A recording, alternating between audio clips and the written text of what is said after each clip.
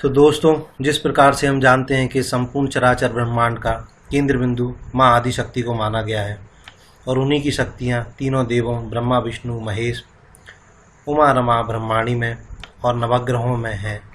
इसीलिए ये माना गया है कि नवग्रहों की पूजा अर्चना के लिए यदि तीनों देवों की पूजा की जाए तो वो अनुकूल परिणाम देते हैं। ठीक उसी तरीके से अगर माँ आदिशक्ति की पूजा की जाए तो ये सारे नवग्रह हमारी ज़िंदगी में अनुकूल परिणाम देते हैं और प्रतिकूलता को कम करते हैं। माता के अलग अलग रूपों को देश में अलग अलग नामों से जाना जाता है, उनकी पूजा अर्चना की जाती है। देवी के 51 शक्तिपीठ क्या हैं? जैसे हम सब जानते हैं कि माता आदिशक्ति ने देवी सती के रूप में जन्म लिया।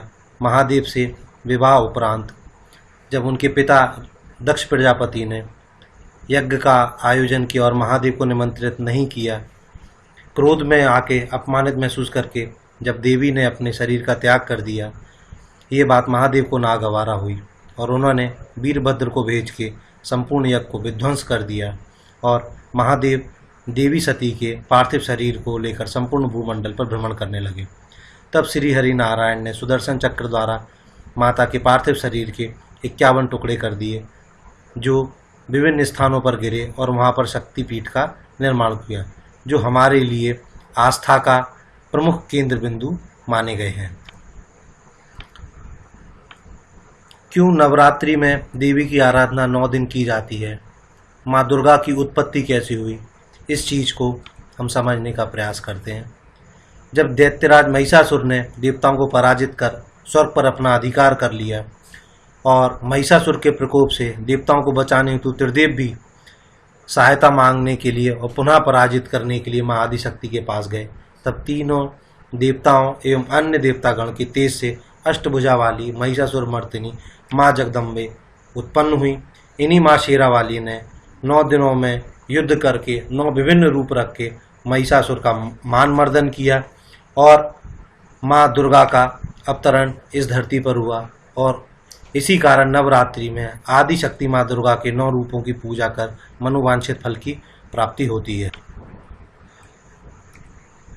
माँ के ये 9 रूप को हम नवरात्रि में प्रथम रूप को शैलपुत्री, द्वितीय को ब्रह्मचारिणी, तृतीय को चंद्रघंटा, चतुर्थ को कूष्मांडा, स्कंद माता, कात्यायनी देवी, महाकाली, महागौरी और सिद्धिदात्री के रूप में पूजते हैं और मनोवांछित फल की प्राप्ति करते हैं।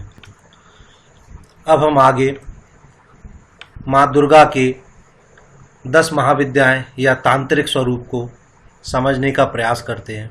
बहुत ही गूढ़ स्वरूप माना गया है देवी का, जिन्हें 10 महाविद्याओं के रूप में जानते हैं। श्री कुल और काली कुल में हमने इनको विभक्त किया हुआ है। माँ दुर्गा के इन 10 स्वरूपों को त्रिपुर सुंदरी, माँ भुवनेश्वरी, धूमावती, बगलामुखी, मातंगी, कमला या महालक्ष्मी, महाकाली, तारा देवी, छिन्नमस्ता और त्रिपुर भैरवी के रूप में जाना जाता है। इन रूपों का प्रादुर्भाव कैसे हुआ, इसको हम बहुत छोटी सी कथा के माध्यम से समझने का प्रयास करते हैं।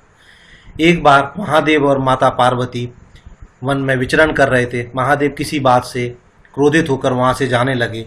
तब माता गौरी ने अपने 10 तांत्रिक स्वरूपों को प्रादुर्भाव किया और 10 दिशाओं में महादेव को बंदी बना लिया। जब महादेव ने इस राज को समझने का उनसे आग्रह किया, तब माता ने बोला कि जो भी मनुष्य मेरे इन स्वरूपों की पूजा करेगा, इसका तप ध्यान और जप करेगा, उसको अपनी ज़िंदगी में अभीष्ट फल प्राप्त होगा और वो अपनी ज़िंदगी में किसी भी फल की प्राप्ति कर सकता है। आइए समझते हैं कि माता की पूजा में नवग्रह की स्थापना की विधि क्या है, किस तरीके से नवग्रह की स्थापना करनी चाहिए, घट स्थापना का विधान क्या है, इसको हम समझने का प्रयास करते हैं। माता की उपासना में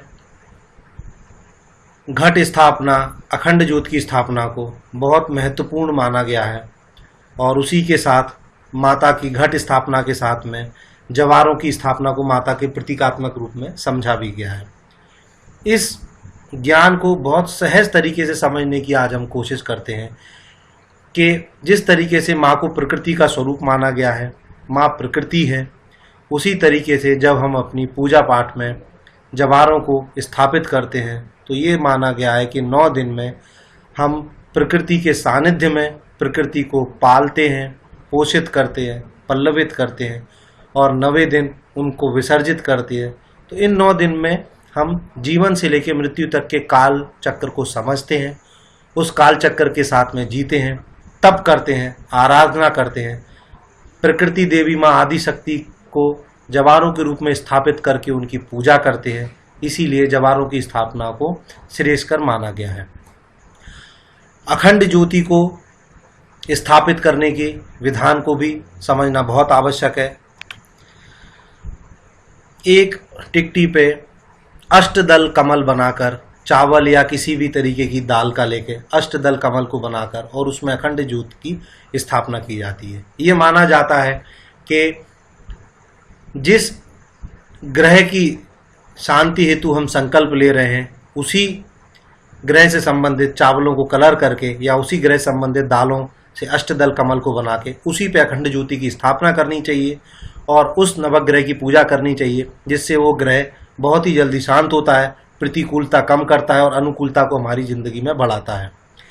षोडश मातृकाओं की स्थापना करनी चाहिए, गौरी गणेश की स्थापना करनी चाहिए और 7 घृत मातृकाओं की स्थापना करनी चाहिए। ये माना गया है कि घट स्थापना में वरुण देव की और 36 कोट देवी देवता घट के रूप में स्थापित होते हैं, तो सदैव माता की पूजा के साथ में अखंड ज्योत की और घट की भी पूजा करनी चाहिए, ऐसा विधान माना गया है और इससे देवी बहुत जल्दी प्रसन्न होती हैं। इन 9 दिनों में हमें ब्रह्मचर्य व्रत का पालन करना चाहिए, बाल नहीं कटवाने चाहिए, नाखून वगैरह छौर कार्य नहीं करने चाहिए। इन सब चीज़ों का भी ध्यान रखना अति महत्वपूर्ण है। जब हम अखंड ज्योत की स्थापना कर रहे हैं तो उस समय 9 दिन घर कभी भी खाली नहीं रहना चाहिए। अगर कहीं बाहर जा रहे हैं तो कोई ना कोई घर का एक प्रतिनिधि घर में अवश्य रूप से घर में रहे, अखंड ज्योत को खाली नहीं छोड़ा जाता है। घट एवं नवग्रह की स्थापना के शुभ मुहूर्त सुबह 8:36 से 10:35 तक, 11:36 से 12:24 तक और दोपहर 2:26 से 4:17 तक श्रेष्ठ समय माना गया है। अनुष्ठान एवं जप की विधि, इसको समझना बहुत ही ज़्यादा आवश्यक है। इसकी सिद्धि के लिए जो 5 प्रकार बताए गए हैं, उन 5 मुख्य भागों के अभाव में कई बार जप हमारे लिए अभीष्ट फलदायी नहीं होता है, उसका पूर्ण प्रभाव हमारी ज़िंदगी में नहीं मिलता है। इस चीज़ को समझना बहुत ही ज़्यादा महत्वपूर्ण है। जब हम शक्ति की उपासना करते हैं तो शक्ति की उपासना में इन 5 चरणों की प्रारंभ से ही हमें उपासना करना अति आवश्यक है, जिसमें सबसे पहले हम संकल्प लेते हैं कि किस कार्य की सिद्धि के लिए हम जब प्रारंभ कर रहे हैं। हमें अपने कुल गोत्र का नाम, अपना नाम बताते हुए अपने मंतव्य को देवी के सामने रखना है, संकल्प लेना है और उस देवी के सामने स्थापित करना है। उसके बाद हम विनियोग लेते हैं, जिस ग्रह के जाप के लिए हम संकल्प ले रहे हैं उसके विनियोग का मंत्र हमें प्रतिदिन अपना स्मरण करना चाहिए। उसके बाद हमें आगे अपने तृतीय चरण न्यास की तरफ पहुंचना चाहिए। विनियोग को पूर्णतः समझना बहुत आवश्यक है। जिस तरीके से ब्रह्मांड में अनेकों शक्तियां भ्रमण कर रही हैं, विनियोग के माध्यम से ऐसा माना जाता है कि हम उस शक्ति को आमंत्रित कर रहे हैं, उस शक्ति को निमंत्रण दे रहे हैं कि आप आइए और हमारे कार्य को सिद्ध कीजिए, हमारी परेशानियों को खत्म कीजिए। विनियोग से ही मंत्र सिद्धि के लिए ये माना गया है कि ये प्रथम चरण है। विनियोग के द्वारा ही उस शक्ति को अभिमंत्रित करते हैं और बुलाते हैं। तृतीय चरण न्यास है। न्यास को कवच के रूप में भी जाना जाता है, न्यास को शरीर की शुद्धि के रूप में भी जाना जाता है। जिस तरीके से मानव का शरीर हर समय हर पल अशुद्ध रहता है, उसमें देवत्व का वास नहीं रहता, तो ऐसा माना गया है कि न्यास करके हम अपने शरीर को शुद्ध करते हैं, तभी देवत्व और देवता के तत्व हमारे शरीर में आके स्थापित होते हैं और यही न्यास हमारे शरीर में सिर के बाल से रह के पैर के नाखून तक रक्षा कवच का कार्य करता है और हमारे अभीष्ट मंतव्य को सिद्ध करने के लिए श्रेयस्कर सिद्ध होता है। न्यास के उपरांत हम अपने संकल्प का आवाहन करते हैं, उस मंत्र का आवाहन करते हैं, उस शक्ति का आवाहन करते हैं जिसको हम सिद्ध करना चाह रहे हैं, और उसके बाद हम देवी का और उस शक्ति का ध्यान करते हैं। उसके बाद ही हम जप प्रारंभ करते हैं। बिना इन 5 मुख्य भागों के अगर हम कभी भी जप करते हैं या साधना करते हैं तो बहुत बार हम देखते हैं कि हमें पूर्ण फल उसके प्राप्त नहीं हो रहे होते हैं, हमारा अभीष्ट कार्य सिद्ध नहीं हो रहा होता है। तो ये बोलना पुनः आवश्यक है कि अनुष्ठान एवं जप करने के पूर्व इन 5 मुख्य भागों को प्रतिदिन आप करें, तभी आपकी अभीष्ट फल प्राप्ति हो सकती है।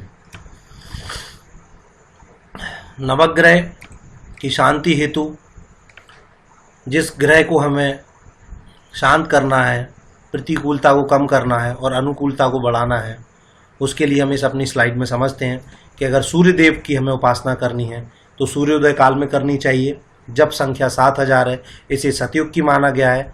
और अगर हम अभीष्ट फल की प्राप्ति करना चाहते हैं तो हम इसके 4 गुना को 7000 को 28000 हम जब संख्या भी कर सकते हैं प्राप्ति के लिए।